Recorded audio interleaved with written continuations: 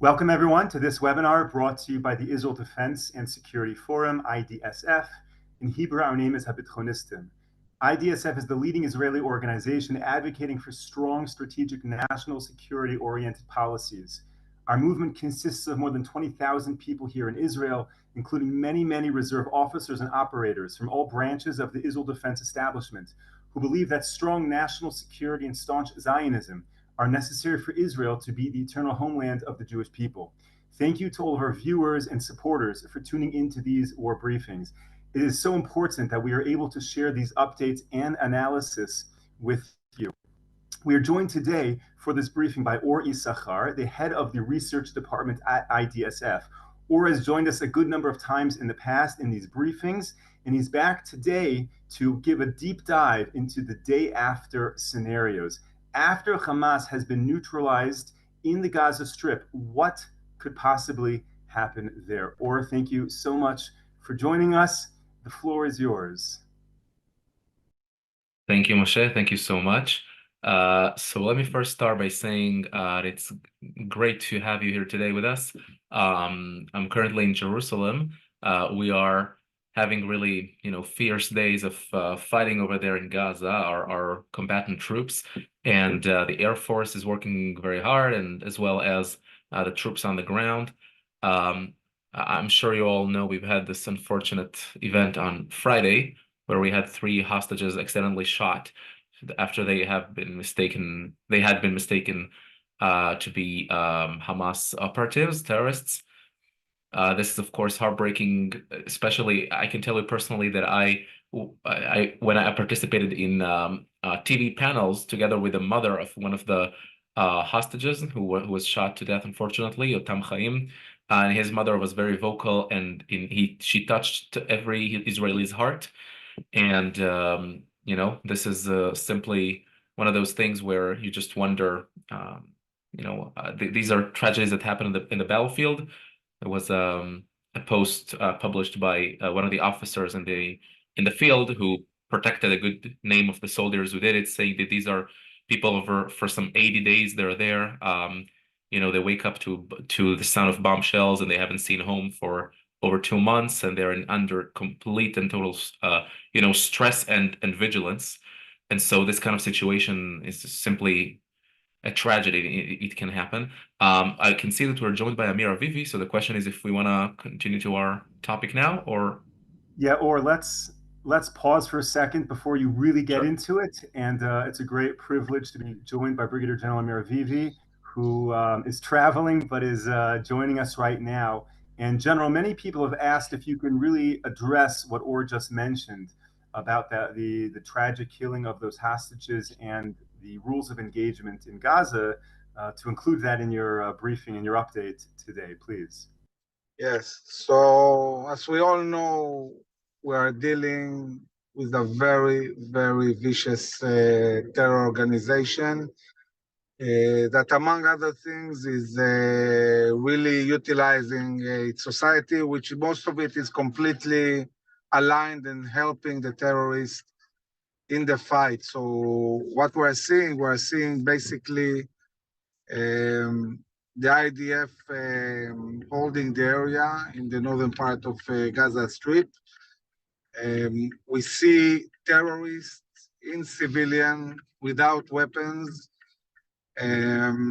approaching near IDF posts, knowing that basically if we don't see a weapon, we usually don't shoot. So what they do, they get close to spot the soldiers, and then they direct snipers and other terrorists to attack them. All the so-called civilians that we caught were terrorists. Also, we see, for example, women that call soldiers, try to attract them, and once the soldiers get near, they get shot. We see terrorists pretending to be hostages and shouting in Hebrew, help. And then when the soldiers want to approach and help, they get killed. So this, and of course, we see terrorists popping out of houses and from the tunnels in different locations and attacking our soldiers. And as you see, we have every day soldiers killed. They are operating in a very, very, very complicated environment. And in this context, the event that we saw of the hostages that were from afar trying to approach the soldiers, and the soldiers thought it's terrorists, occurred. Now, obviously, the rules of engagement are that if somebody surrenders or they don't have a weapon, you need to check. You usually don't shoot. But as I said, the environment is extremely complicated. And the IDF is really trying to learn the lessons and do whatever is needed to do to try to minimize this kind of events. And of course, we want our hostages alive and safe. And it's a main mission in this war.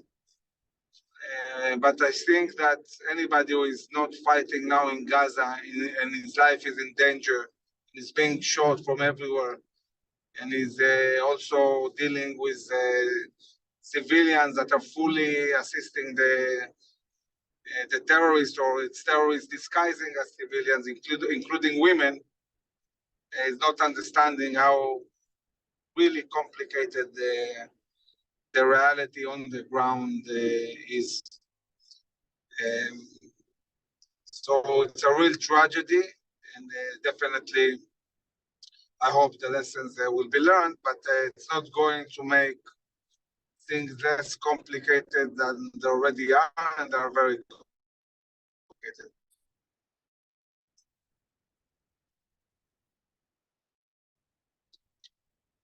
Moshe? Thank you, General. We're going to go back now to Or. Yes. Who is giving the deep dive into the day after scenarios for Gaza. Or, please. Thank you. So we were asked today to go over scenarios for the day after in Gaza, and I'd like to take you maybe to a dilemma. Okay, so the question is what to do with Gaza in the day after, I think really depends on what kind of risks you're willing to take. And number two, what lessons you already learned in the past. And I think many times we often hear the ideas that simply tell us go back to your comfort zone, that to fall back to the familiar place where you know that it is already, it's bad enough, but well, let's just say it's a familiar bad. It's not a new bad. What do I mean by that? Let me just try to explain it in with other terms. I don't know if you know, but I'm also a pianist. And my new piano teacher 10 years ago, he told me, well, in one of our first lessons, he said, well, he noticed how I raise my shoulders every time I make, I reach for, some sort of a difficult passage. And it really radiates stress, the body does that, and it doesn't help you play in any way. But that's a habit. And at one point, I prefer to preserve the bad habit than learning new habits that I'm not familiar of. And he said, well, sometimes we know our bad habits, we're falling in love with them even because the better habits are unfamiliar. But if you learn and do what I tell you, I'll assure you that you'll play much better. You'll get rid of a lot of unnecessary stress and so on. And that's what I did, and it worked like magic. But the point is that our bad habits are not always the answer. And what I mean by that is going back to past solutions, such as Palestinian Authority in Gaza. That's what the point I'm trying to make, is not going to take us anywhere, even though it's familiar. Now, let me lay down 3 scenarios for you that I think could be useful, and I'll use probably this map just for illustration purposes. Can you see Google Maps, Moshe? Yeah, we see it. We see it. Oh, okay, amazing. So this is the Gaza Strip. Let's imagine 3 scenarios for the day after in Gaza. Scenario number 1, again, the day after as General Vivi always says, it really depends on our accomplishments in the battlefield. When we talk about the day after in Gaza, it's only after, which means after Israel, once Israel accomplishes its goals, number one, destroying Hamas, number two, releasing the hostages. Then we could talk about the day after. So scenario number one is that Israel has full control over the Gaza Strip, basically occupy it, exercises full control over it. It manages the Gaza Strip like in the civil administration days before the Oslo Accords, before 1993, where you had a military officer that is working with I don't know, local mayors and etc. and has to authorize every construction and every movement, etc. And really, Israel exercises both civil and security control over the Gaza Strip, and it's basically the sovereign. I wouldn't recommend that. It's probably not going to take us Israel anywhere, both in the international level and the political level. We are already dealing with tough questions in Judea and Samaria as to the kind of military control that Israel exercises both on Jews and Arabs. I got to tell you, even Israeli citizens of Judea and Samaria, in many cases, in many aspects, have to go through military procedures. So that wouldn't be a long-term solution. Military control is always a temporary solution. So scenario number two is obviously bringing the Palestinian Authority back to Gaza. And I have to tell you that this is really the main point that I'd like to rebuttal, because I have read a lot of publications that the international community already recognizes the Palestinian Authority as the legitimate representative of the Palestinian people. They already signed agreements with Israel. They're already a familiar actor. And they got a big advantage because the Biden administration today, the United States government, basically, what the US is telling Israel is that we are encouraging a solution where a revitalized Palestinian Authority, so-called revitalized Palestinian Authority, will be given the keys to Gaza. And while appreciative of everything the United States does for Israel, it's not one can chew a gum and walk in the same time. So of course the US is a key strategic ally to Israel, but at the same time, it is wrong about the Palestinian Authority. It is not the solution to Gaza. And I'll tell you very, very briefly why. We published a paper that Moshe, I think we probably shared with our audience in the past already. This paper over here that basically asked the question why the Palestinian Authority cannot govern Gaza. We really lay out here everything you need to know. But the main point is, one, Palestinian Authority is no friend of Israel. It is a strategic threat. It is not a friend.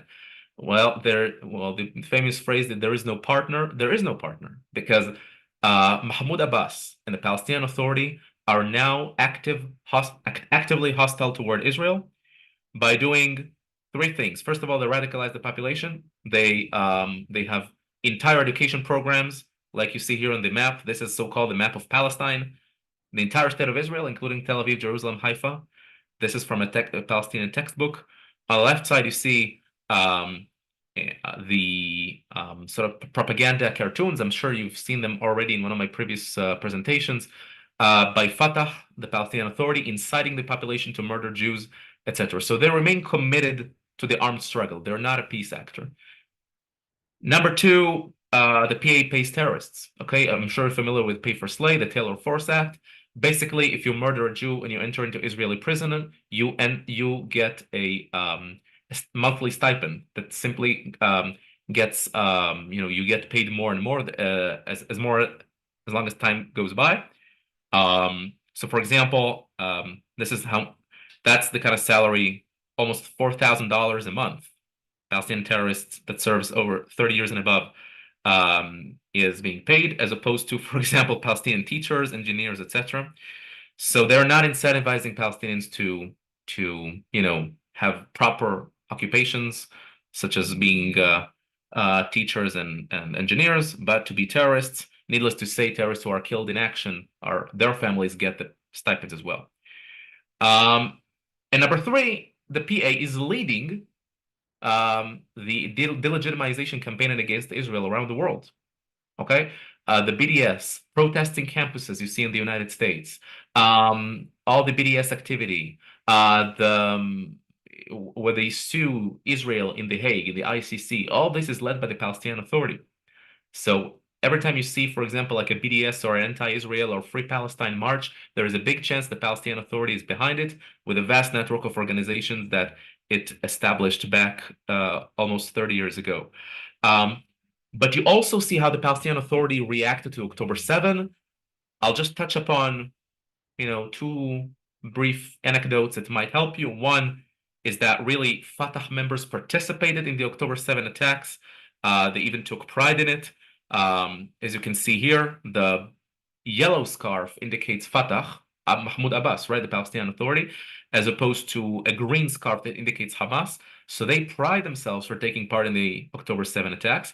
And if that wasn't bad enough, PA officials, including Mahmoud Abbas, the president, Mohammed Ashtaya, the prime minister, all these people, as well as prominent politicians, openly, if not openly, support Hamas, encourage Hamas, say they should be part of the future government alongside the Palestinian Authority. They say that they are praiseworthy and they actually are, twilights and stars in the sky of the Palestinian struggle. And some of officials say we should do the same in Judea and Samaria, so-called the West Bank. That's what the PA is saying. So it's true that Israel is cooperating with it, but I don't think this is a responsible actor for Gaza. So if we're going back to the map, so no Palestinian Authority and no Israeli military control. Maken, as we say in Hebrew, what should we do? And I'll let you into a secret. Israel has been very, very good at saying what we should not do as opposed to what we should do. And if I may, let's take a minute and then we'll open up to questions to envision what should happen in Gaza. First of all, the entire Gaza Strip should be, the IDF, Israel, should have full military freedom of operation. We should be able to get into every house, arrest every suspect, exactly like we're doing in Nablus and in Ramallah today. This is how we prevent all of these, Hamas terror nests from metastasizing. That we haven't done that in Gaza for 20 years. This is exactly why we had an empire of terrorism over there. And after we have full military freedom of operation, we got to make sure that no weapons are smuggled into Gaza. As you can see here, the vast network of tunnels in the Rafah crossing. This, what they call a Philadelphia route to the Gaza-Egypt border, is teeming with underground tunnels. And when you say a tunnel, it's not just, a narrow, underground passage. These are underground cities where trucks even can drive through. Even, tracks with sort of train-like deliveries. So all these things must be stopped by the IDF permanently. And then what we envision is to have an international directorate with the participation of Israel, the United States, even pragmatic Arab countries like Saudi Arabia that could open up to peace normalization as part of the package, participating in the future of Gaza.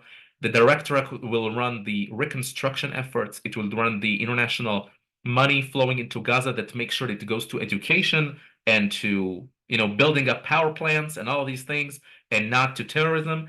And will manage, and every Palestinian mayor that is not Hamas nor Fatah, Palestinian mayors will work with that directorate. And this is probably a good interim solution. But again, as I said, I don't think we should talk about solution as much as we should talk about arrangements. Solution would mean that Palestinians shake hands with Israelis and say we recognize your right to exist in the state of Israel as the Jewish state. Since it's not going to happen anytime soon, I think we should talk about arrangements. And most of all, we should talk about education, denazification of the Gaza Strip from all UN and Hamas, I'm not saying it lightly, but UN and Hamas anti-Semitic propaganda in the schools, in the manuals. They should all be thrown to the trash bin. Look what the United Arab Emirates did, the UAE, Dubai, what they did in their education system. It's simply inspiring, and they can definitely be part of the future of Gaza as well. And I believe we should open up to questions. Let's see. Thank you so much, Or, and thank you to everyone who has sent me an overwhelming number of questions. So, Or, I'll ask this question to start off with, and I believe General Avivi is still on the line, so if he is, maybe he'll chime in. In terms of the IDF freedom of operation in Judea and Samaria, General Avivi has shared with us many a times that it's specifically the Jewish towns and cities in Judea and Samaria that allows the IDF to have the Right. freedom of movement in the region. So, in terms of Gaza, if moving forward there is going to be some level of operational capacity in Gaza, does that necessitate Jewish towns being there, or is it possible to be able to have a military control, keep terrorism down without reestablishing the Jewish settlements in Gaza? So maybe Moshe, I'll address this. Or talked about the need for freedom of operation of the IDF in the Gaza Strip, but there is also the need to control the Egyptian border, where all the weapons and know-how and the capabilities are coming into the Gaza Strip in huge amounts. And it's not just about controlling the border itself. You need to control a whole area, let's say Rafah.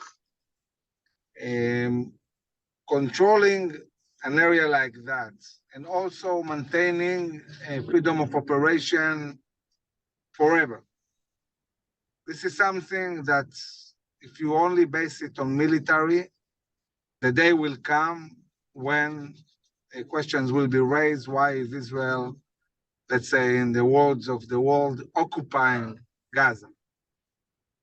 The problem with areas where you don't have Jewish towns, on one hand, is really it makes it more difficult to control, like controlling the Egyptian border without having Gush Katif. Now, Gush Katif was not built by the right. Gush Katif was built by the left. It was built by Yigal Alon. It was built exactly because they knew that you cannot control the Egyptian border for long without massive presence of Jews in the area that help control this border. The same goes, was done by the left in the Sinai Peninsula. Where did we put all our towns in the Sinai Peninsula? We put them in the Sinai, but in front of Gaza, in a way that keeps Gaza disconnected and enables not to bring all this terror into Gaza. This Yamit, as a city, was just south of Gaza. So this logic was existing in Israel already in the 60s. And really, it's not supposed to change. It's the same logic. So I don't think that talking about Israeli settlements in Gaza now, at the moment, in the middle of the war, with our soldiers fighting there, or with the Biden administration, it's the right discussion now.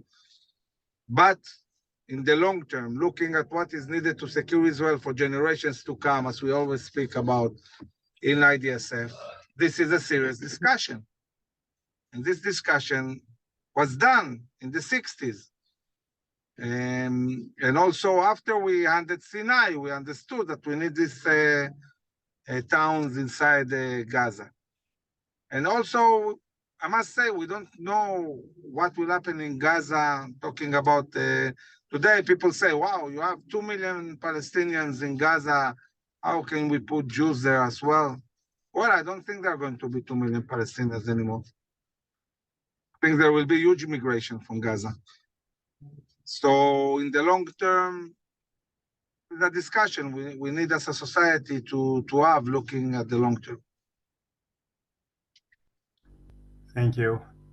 So, if anyone has seen the headlines in the news today, you'll see that the Mossad chief and the CIA are beginning discussions again about a hostage deal. So, I encourage everyone to join our briefing tomorrow, where we have a senior member of the Mossad who is going to join the briefing. So the timing is very crucial. Please, everyone, join tomorrow. We'll conclude with one final question for today, and that is, as long as the PA is alive and well in Judea and Samaria, whose choice is it? Whose actual decision is it for what happens the day after in Gaza? Meaning, as much as the Israeli government has an interest, as much as the US has an interest, at the end of the day, who makes the decision? Can the PA just swoop in and do whatever they want, regardless of world opinion, regardless of what the IDF or the Israeli government might want to see? The question, maybe both of you can address that. I think it's Israel's decision. Yeah. It's Israel's decision, and Israel needs to decide who will run everyday life in Gaza. It's only Israel's decision. The US might press the Palestinians, but at the end of the day, it's an Israeli decision. I can say that in the last poll in Judea and Samaria, Palestinian poll, 88% of the Palestinian society in Judea and Samaria want to dismantle the Palestinian Authority. So if where they control, people want to dismantle them, what sense does it make to bring them to a place where everybody is Hamas? That they will kill them instantly. They cannot control this place, and they shouldn't control it because they are no different of Hamas. Are the same problem. I completely agree, and I think, look, whoever will make the decision should be the same side who is a direct beneficiary. That's mean the directly involved. This is the state, the party who is making the decision should be the party who is directly affected by the decision. There has been too long where both Israelis and Palestinians were out of the game at all, and the decision were made, across the ocean. I don't think most Palestinians in Gaza want the Palestinian Authority, and they would not go back if Israel doesn't let them, and if most Palestinians don't let them. And number two, just think about the Iran deal in 2015. It really reminds you of the Munich Agreement, 1938. The only countries were not in the table were the countries the decision was made on them, Czechoslovakia, etc. And speaking about the Iran deal, neither Israel nor Arab countries were part of the deal. It was between the United States, Iran, and world powers. And the parties who directly were affected, Israel, Saudi Arabia, Jordan, they were not even at the table. And I think the days where you just decide above the heads of people in the Middle East are over. The decision should be in Israel's hands. And, we should not go back to our safe zone, our comfort zone. We should think in an put forth some imagination, some creative thinking. We can't let the Palestinian Authority go back to Gaza. And I think everybody understands that now. Thank you so much. Or, General, do you have any parting words for us for the day? I think that really the biggest challenge I see at the moment, or two challenges. One external is really maintaining the support, especially of the US, and understanding that this war is long. It's going to be very, very long. And we cannot be constrained by time. It's not going to take 2 weeks or 3 weeks or a month. It's going to be a long war, and I feel that this understanding is not clear enough in the administration, and this is the responsibility of the Prime Minister, the cabinet, to really convey this understanding. And the other thing is maintain unity, because as the war prolongs, you see parts of the media and some groups that are starting again to talk politics instead of really focusing on supporting our soldiers and our cabinet in order to win the war. And this is the bad. I think we have to fight this and keep unity. really focus on our soldiers, and they need to win decisively this war. Uri Yisachar, Brigadier General Amir Avivi, thank you so much for this briefing. Thank you to all of our viewers and supporters for tuning in. Tomorrow we have a very special briefing with a former senior Mossad officer. We can't show you his face, we can't share with you his name, but what he has to share is super important. So please join us tomorrow, 10 a.m. Eastern Time. Stay safe, everyone. Stay strong. Take care.